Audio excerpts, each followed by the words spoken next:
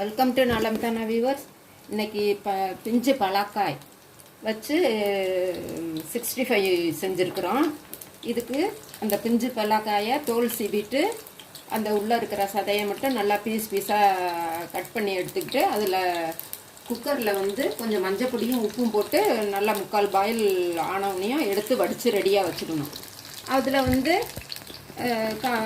மன்சூரியனுக்கு வேணுங்கிற இதெல்லாம் கலப்போமே, அது மாதிரி மிளகாய் பொடி, இந்த காஷ்மீர் மிளகாய் பொடி, கரம் மசாலா, சாட் மசாலா, மஞ்சத்தூள், உப்பு, இஞ்சி பூண்டு பேஸ்ட்டு, அப்புறம் மாவுங்க, கார்ன்ஃப்ளவர், கொஞ்சம் மைதா மாவு, கொஞ்சம் அரிசி மாவு, இதெல்லாம் கலந்து உப்பு போட்டு நம்ம கலர் வேணும்னா ஒரு சிலர் கலராக போடுவாங்க. நான் கலர் யூஸ் பண்ணாததுனால கலர் போடலை.